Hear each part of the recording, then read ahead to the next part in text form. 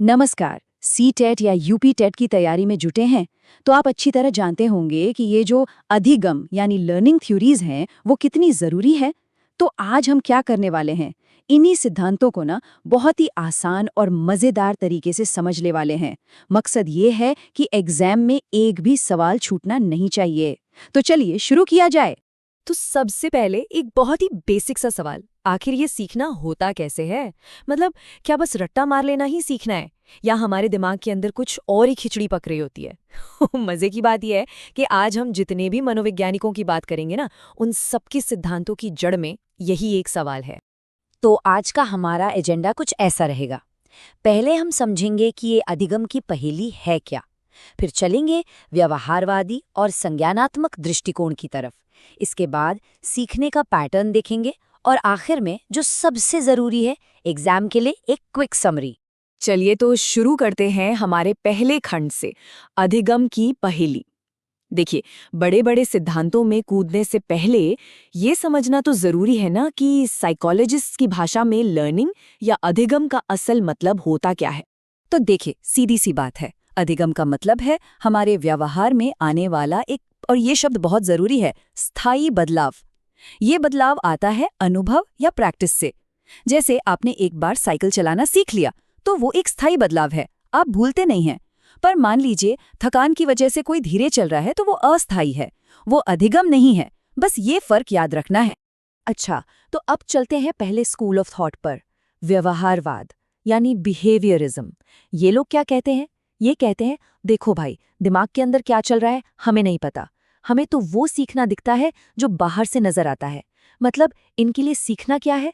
बस बाहरी एक्शन और रिएक्शन का खेल, जैसे हम देख सकें और नाप सकें। सिंपल। और इस लिस्ट में सबसे पहला नाम आता है थॉर्नडाइक का। इनका सिद्धांत है प्रयास एवं त्रुटि यानी ट्रायल एंड एरर। इसको ऐसे समझिए, एक बिल्ली है पिंजरे में बंद, बाहर खाना रखा है। अब वो बेचारी बाहर निकलने के लिए क्या नहीं करती, पंजा मारती है, कूदती है, और अचानक गलती से एक लीवर दब जाता है और बूम, दरवाजा खुल गया। अगली बार क्या होगा, वो थोड़ा कम टाइम लेगी और धीरे धीरे वो सीधे लीवर दबाना सीख जाएगी।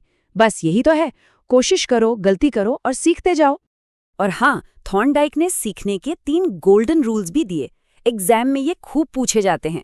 पहला है प्रभाव का नियम, लॉ ऑफ इफेक्ट। मतलब जिस काम का नतीजा अच्छा मिलता है हम उसे बार बार करते हैं। दूसरा, अभ्यास का नियम, लॉ ऑफ एक्सरसाइज। इसका तो मतलब सीधा है प्रैक्टिस प्रैक्टिस प्रैक्टिस। और तीसरा, तत्परता का नियम, लॉ ऑफ रेडीनेस। कोई तभी सीखेगा जब वो दिमागी तौर पर सीखने के लिए तैयार हो। अब आते हैं पैवलोव पर। इनका सिद्धांत है क्लासिकल कंडीशनिंग। ये बहुत ही दिलचस्प है। इसमें सीखना क्या है? एक नेचुरल रिएक्शन को एक बिल्कुल नई चीज से जोड़ देना। सबसे बढ़िया एग्जाम्पल है स्कूल की घंटी। सोचिए, शुरू शुरू में घंटी की आवाज का कोई मतलब नहीं होता, लेकिन धीरे धीरे बच्चे सीख जाते हैं कि घंटी बजी मतलब छुट्टी। और फिर क्या होता है, सिर्फ घंटी की आवाज सुनते ही वो जो खुशी वाली फीलिंग है वो अपने आप आ जाती है। यही है क्लासिकल कंडीशनिंग। अच्छा, अब बारी है स्किनर की। इनका सिद्धांत है ऑपरेंट कंडीशनिंग। थॉर्नडाइक की तरह ही ये भी परिणामों की बात करते हैं। इनका फंडा सिंपल है, हमारे एक्शन के बाद जो होता है वही तय करता है कि हम वो एक्शन दोबारा करेंगे या नहीं। क्लासरूम का उदाहरण लें तो अगर किसी बच्चे को अच्छी हैंडराइटिंग के लिए एक स्माइली या स्टार मिलता है तो जाहिर है वो आगे भी अच्छी हैंडराइटिंग बनाए रखने की कोशिश करेगा। मतलब सारा खेल परिणाम का है। अब यहाँ एक बहुत बहुत ज़रूरी पॉइंट है जिसमें एग्जाम में अक्सर लोग गलती करते हैं। पुनर्बलन यानी रीइंफोर्समेंट और दंड यानी पनिशमेंट। ध्यान से सुनिए, पुनर्बलन का मतलब हमेशा व्यवहार को बढ़ाना होता है, हमेशा। और दंड का मतलब हमेशा व्यवहार को घटाना होता है। बस ये 2 शब्द दिमाग में बिठा लीजिए, पुनर्बलन मतलब बढ़ाना, दंड मतलब घटाना, बात खत्म। ठीक है, तो ये तो हुई व्यवहारवादियों की बात, जो सिर्फ बाहर दिखने वाले एक्शन पर फोकस करते थे। अब हम चलते हैं बिल्कुल अलग दुनिया में, संज्ञानात्मक दृष्टिकोण यानी कॉग्निटिव पर्सपेक्टिव। ये नजरिया कहता है, रुको, असली खेल तो दिमाग के अंदर चल रहा है। मतलब सीखना हमारी सोच, हमारी समझ, हमारी याददाश्त में होता है। ये सिर्फ बाहरी एक्शन रिएक्शन नहीं है।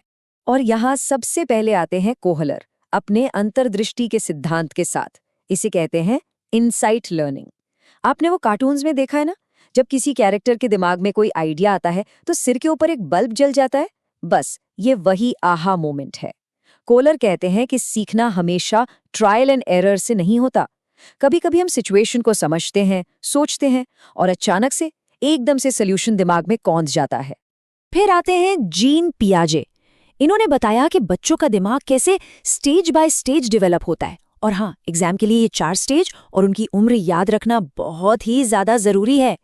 शुरू में बच्चा सेंस के जरिए सीखता है, छू कर, देख कर, फिर वो सिंबल समझने लगता है, उसके बाद लॉजिकल थिंकिंग आती है और आखिर में वो एब्स्ट्रैक्ट चीजों के बारे में भी सोच सकता है। ये दिमागी विकास का एक पूरा सफर है। अब वाइगोत्स्की की बात करते हैं।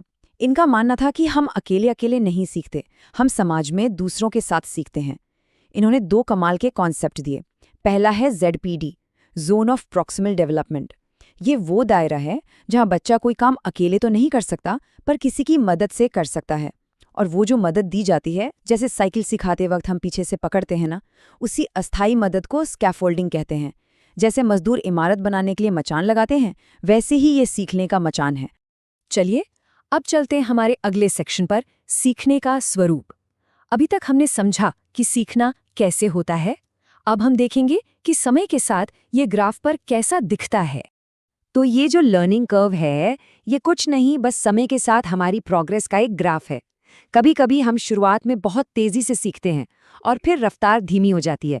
कभी इसका उल्टा होता है। ये बस किसी की सीखने की जर्नी को देखने का एक विजुअल तरीका है। और हाँ, कभी कभी इस जर्नी में एक पठार भी आता है, यानी लर्निंग प्लेटो। ये वो स्टेज है जब आप खूब मेहनत कर रहे हैं पर कोई प्रोग्रेस नहीं दिख रही। बड़ा फ्रस्ट्रेटिंग लगता है ना? पर यह सीखने का एक नॉर्मल हिस्सा है। ऐसा क्यों होता है? हो सकता है थकान हो या इंटरेस्ट कम हो गया हो। इसका हल क्या है? बस सिखाने का तरीका बदलो या थोड़ा मोटिवेशन दो। और अब हम आ गए हैं सबसे जरूरी हिस्से पर, the most important part, exam के लिए एक क्विक रिकैप। यहाँ हम वो सब कुछ एक जगह ले आएंगे जो आपको हर हाल में याद रखना ही रखना है। देखिए, ये स्लाइड तो लास्ट मिनट रिवीजन के लिए रामबाण है। इसमें सीधे सीधे सिद्धांत को उसके जनक से जोड़ा गया है और एग्जाम में मैच द फॉलोइंग में ऐसे ही सवाल आते हैं। प्रयास एवं त्रुटि, Thorndike. Classical conditioning, Pavlov. ZPD और स्कैफोल्डिंग, वाइगोत्स्की। मैं तो कहूँगा इसका एक स्क्रीनशॉट ले लीजिए या कहीं नोट कर लीजिए, ये आपके बहुत काम आएगा। और जाते जाते आपके लिए एक सवाल छोड़ जाता हूँ, सोचिएगा ज़रूर। आज के इस डिजिटल दौर में जब कोई कोडिंग या कोई और नया स्किल सीखता है, तो आपको क्या लगता है, इनमें से कौन सा सिद्धांत सबसे ज़्यादा काम आता होगा?